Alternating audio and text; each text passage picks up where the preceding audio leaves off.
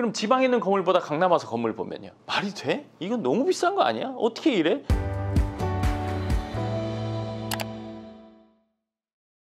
반갑습니다. 황소연입니다. 오늘은 제가 며칠 전에 저희 연금형 부동산 연구소 카페에 강남 꼬마 빌딩을 산다는 것이라는 글을 좀 장문으로 썼어요. 근데 그 글의 일부 내용을 얘기를 좀 해드릴 건데 오늘 얘기해드릴 내용은 뭐냐면 빌딩을 알아보기 위한 안목을 기르는 방법을 얘기를 해드릴 거예요. 그리고 이거는 이 정도만 하시면 적어도 뭐 완전히 엉뚱한 건물을 산다거나 뭐 실수를 크게 한다거나 이렇게 되기는 어려울 거예요. 일단 본론으로 들어가면 첫 번째는 일단 내가 볼 건물의 가격을 한정해야 돼요. 예를 들어서 내가 30억 있어요. 대출 50%할 거예요. 60억이죠. 그렇죠? 그럼 60억 전후의 건물을 봐야 돼요. 60억 전후의 건물을 봐야지 60억이니까 30억짜리부터 볼까? 아니면 갑자기 그 부동산 사장님이랑 보다 보니까 90억짜리 있는데요. 이렇게 보는 거 안 보는 것보다는 보는 게 나을 수 있어요. 그렇지만 내가 안목이 없는 상태에서는 가격이 한정된 상태에서 60억짜리를 산다고 하면 55억에서 65억 사이를 보는 게 맞아요. 그렇지 않고 뭐 30억 본다거나 뭐 90억 본다거나 100억짜리 본다거나 이렇게 되면 그 기준이 생기기도 전에 혼란스러움만 훨씬 더 가중이 돼요. 예를 들면 이런 거죠. 우리가 어릴 때 초등학교 사칙 연산 더하기 빼기 곱하기 나누기 배우잖아요. 그러면 더하기 하고 뭐 빼기 하고 그다음 곱하기 하고 나누기 하고 이렇게 해야 되는데 동시에 이걸 다 하려고 하면 그리고 뭐 삼각함수 루트 뭐 이런 거까지 다 한다고 치면 이게 헷갈리기만 할 거 아니에요. 정립이 안 될 거 아니에요. 그러니까 베이스가 되는 거 먼저 하고 그 다음으로 넘어가야 되듯이 내가 건물에 대한 적어도 안목을 기르려면 살려고 하는 건물의 금액대, 내 금액이 얼마 있으면 대출 몇 프로 할 거다 나는. 그러니까 얼마의 금액대라는 걸 정해놓고 그 금액대에 있는 건물을 봐야지 엉뚱한 금액대에 있는 건물을 보면 안 된다는 거죠. 예를 들면 우리가 차를 사러 갈 때도 마찬가지로 내 예산이 2천만 원이에요. 그럼 2천만 원 전후에 있는 차를 보는 거지. 갑자기 난 2천만 원짜리 차 살 거니까 1천만 원짜리 차부터 봐야지. 그래서 그 1천만 원짜리 차의 장점이랑 1천에서 2천만 원 사이에는 차들의 모든 장점을 합친 차를 사야 되겠다. 이건 차 못 산단 말이죠. 그러니까 뭐든 다 건물마다 장점이 있고 단점도 있고 한데 적어도 그 금액대 비슷한 체급, 비슷한 가격대를 놓고 비교를 해야 1대1 비교가 되는 거지. 금액대가 너무 달라버리면 이거는 1대1 비교가 되기 어렵고 기준이 내가 생기기가 어려워요. 네. 그리고 두 번째는 뭐냐면 가격을 한정했다면 지역도 어느 정도는 한정을 해야 돼요. 그 말이 뭐냐면 예를 들어서 강남에서 건물 봤어요. 그리고 강남에서 건물 봤는데 뭐 지방에 있는 건물이랑 비교를 해요. 그럼 가서 보면 비교가 안 돼요. 건물은 지방 건물이 훨씬 더 크고 멋있단 말이에요. 같은 금액이라고 치면. 와 진짜 멋있다. 건물은 이래야지 이렇게 된단 말이에요. 그럼 지방에 있는 건물보다 강남 와서 건물 보면요. 말이 돼? 이건 너무 비싼 거 아니야? 어떻게 이래? 건물은 이 정도는 돼야지. 자, 이게 쉽게 말해서 이거는 전체 금액은 같지만 금액대가 전혀 다른 걸 비교하는 것과 같아요. 왜? 땅값이 다르잖아요. 앉아있는 땅값이 다르단 말이에요. 여기 평당 1억, 여기 평당 3천. 근데 여기에 100평, 여기 100평이랑 놓고 비교한다? 이거 잘못된 거잖아요. 여기 100평 해봐야 30억이에요. 여기 100평 뭐 100억이에요. 그럼 100억이랑 30억짜리를 똑같이 1대1 선상에서 놓고 비교하는 건 안 맞잖아요. 근데 우리는 보통 건물을 보면 입지를 보긴 보죠. 초보인 경우에. 근데 보긴 보는데 눈에는 뭐가 보여요? 건물을 처음 보는 분들은 땅 위치 뭐 이런 것들 어느 정도 보지만 건물을 보는 순간 건물에만 마음을 뺏겨요. 와 멋있네. 이 별로네. 땅의 가치 생각을 안 한단 말이에요. 통틀어서 생각한단 말이에요. 100억인데 얘는 땅값이 70억이고 건물값이 30억이고 얘는 땅값이 30억이고 건물값이 70억이고 근데 30억짜리 건물이랑 70억짜리 건물이랑 통일선상에서 본단 말이에요. 이거는 사실 잘못된 비교란 말이에요. 한 지역 내에서 해야 돼요. 예를 들면 서울이라고 치면 한 구 안에서 적어도 한 구 안에 있는 건물들을 놓고 비교를 해야 돼요. 그러면 여기가 입지가 더 좋다 덜 좋다 이런 것들을 파악할 수가 있단 말이에요. 어느 정도는. 근데 예를 들어서 이 구랑 완전 떨어진 지역이랑 아니면 다른 도를 본다거나 이렇게 돼버리면 오히려 기준이 생기기 전에 훨씬 더 헷갈려요. 그러니까 예를 들어서 이 지역에서 매물이 별로 없다 그러면 바로 옆에 구 정도는 볼 수는 있지만 이거를 지역을 아주 넓게 뭐 전국으로 본다 이거는 기준이 안 생겨요. 그러니까 기준이 있는 사람은 넓게 봐도 되지만 그렇지 않은 사람은 좁게 봐야 돼요. 그리고 세 번째 기간을 한정해야 돼요. 제가 첫 번째는 가격 한정, 그리고 두 번째는 지역 한정, 세 번째는 기간 한정이에요. 왜? 이건 당연한 거죠. 예를 들어서 1월에 본 시세랑 10월에 본 시세 작년 1월 시세랑 재작년 1월 시세 다르잖아요. 그렇죠? 그렇기 때문에 이거는 안목을 기울이겠다면 최대 6개월 안에 내가 가격선을 정하고 그리고 지역을 정하고 이 기간까지 정해서 이 안에서 몇 개를 본다. 그래서 비교 평가를 한다. 이렇게 돼야 돼요. 그러니까 이게 기간이 길어지면 길어질수록 죽도밥도 안 되는 거죠.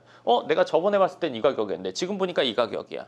기준이 흔들려 버린단 말이에요. 그러니까 제 생각은 뭐 짧으면 짧을수록 좋거든요. 3개월 이내가 사실은 맞다고 생각하는데 일상생활이 바쁘고 뭐 일이 어쩌고저쩌고 하시는 분들도 있을 테니까 그럼 적어도 6개월 안에는 내가 안목을 기르는 시간으로 두고 아까 말한 그 세 가지 기준에서 이 기준 안에서 건물을 봐야 되는데 네 번째, 최소 건물 30개는 봐야 돼요. 금액 한정, 지역 한정, 기간 한정 해가지고 30개의 건물은 봐야 어느 정도 기준이 생겨요. 그럼 아까 말한 것처럼 한 구 안에서 30개가 안 되면 인근 구라도 봐서 그 30개를 채워서 봐야 돼요. 건물마다 아까 말씀드린 것처럼 장점이 있다고 했잖아요. 그리고 이 보는 요령이 있는데 보는 요령은 자 55억부터 65억이라고 그 사이의 금액이라고 할게요. 그러면 근데 꼭 이런 얘기 하면은 그 가격에 뭐 좋은 건물이 있네 없네 지금 예를 드는 거니까 참 편안하게 들어주시면 좋을 것 같아요. 그런 댓글 제가 자꾸 보게 되거든요. 그리고 또 댓글 보다 보면 제가 3년 전에 올린 영상을 가지고 지금 상황에 맞다 안 맞다 뭐 지금 가격이랑 맞다 안 맞다 이런 분들인데 영상을 보시면 꼭 영상 올린 날짜를 한번 봐주시면 좋을 것 같아요. 그 금액이나 이런 것들이 그 당시에 말한 금액이 당연히 지금은 안 맞는 게 맞는데 그때 올린 거를 지금 기준으로 얘기하시면 네 어찌됐건 건물마다 장점이 있단 말이에요. 그러면 집 볼 때로 예를 들게요. 아파트 볼 때 어느 집 보니까 베란다가 너무 좋아요. 어떤 집은 방 크기가 딱 마음에 들어요. 어떤 집은 베란다 크기가 마음에 들어요. 어떤 집은 뭐 예를 들어 화장실이 이뻐요. 어떤 집은 인테리어가 잘 돼 있어요. 자, 이거 싹 합친 집 있나요? 없죠. 그런 집 못 보셨을 거예요. 내가 지금 사는 집은 모든 게 다 만족해. 뭐 주변에 학교, 교통, 입지, 인테리어 뭐 이게 다 만족해. 없단 말이에요. 어떤 집이든 다 장점을 갖고 있어요. 그렇죠? 근데 그러면 그 중에서 뭘 선택하냐? 난 다 갖고 있는 집을 사고 싶어. 갖고 싶어. 그런 건 없다는 거 아실 거예요. 네. 그러면 어떻게 해야 되냐면 점수를 매겨야 돼요. 집으로 치면 근처에 학교가 가까운지 교통이 좋은지 본인이 생각하는 거 있잖아요. 베란다 크기 아니면 화장실, 주방 그리고 노후도 인테리어 어쩌고 저쩌고 여러 가지 본인이 생각하는 중요한 점이 있을 거 아니에요. 그럼 이거를 쫙 써놓고 1번 집 이거 몇 점 몇 점 몇 점 몇 점 총점 2번 집 이거 몇 점 몇 점 몇 점 총점 그래서 이 총점이 제일 높은 집을 선택하는 거예요. 건물 역시 볼 때 이 건물은 그냥 뭐가 좋네 이게 아니라 그 글 보시면 제가 상세히 써놨어요. 제가 써놓은 목록이 한 10개, 13개 뭐 이 정도 될 텐데 그 목록 말고도 본인이 중요하다고 생각하는 거 더 추가해도 돼요. 그리고 제가 써놓은 것 중에서 필요 없다고 생각하는 건 빼셔도 돼요. 근데 그 목록에 보면 뭐 여러 가지가 있는데 1번 건물 여기서 몇 점 몇 점 몇 점 근데 이 점수를 도대체 어떻게 매기냐 그냥 본인 생각하는 대로 점수를 주면 돼요. 1점 단위로 줘도 되고 10점 단위로 줘도 되고 100점 단위로 줘도 된단 말이에요. 그럼 이거 첫 번째 건물을 매긴 점수라는 게 있잖아요. 첫 번째 건물 점수 매기면서 내가 생각하는 기준이 있을 거잖아요. 그럼 그 기준을 갖고 그냥 2번 건물을 평가하면 돼요. 1번 건물은 위치가 지하철에서 뭐 20분이야. 근데 2번 건물은 예를 들어 7분이에요. 1번 건물 1점 줬는데 얘는 3점은 줘야지. 1번 건물 노후도가 15년 됐어. 근데 관리를 좀 잘했어요. 그러면 요거는 한 6점? 근데 두 번째 건물 보니까 똑같은 연식인데 관리가 제대로 안 됐어요. 뭐 4점, 5점 이렇게 주는 거예요. 그래서 총점을 매겨보는 방식으로 내가 건물을 봐야지 안목이라는 게 적어도 생기지 부동산이나 중개법인 이런 데서 그냥 주는 파일만 보고 이게 뭐 얼마고 수익률 얼마고 이것만 봐서는 죽도 밥도 안 돼요. 그리고 하나 더 기준이 있는데 내가 그렇게 30개를 정했으면은 그 건물을 적어도 최소한 기본적으로 3번은 보러 가야 돼요. 아침, 점심, 저녁.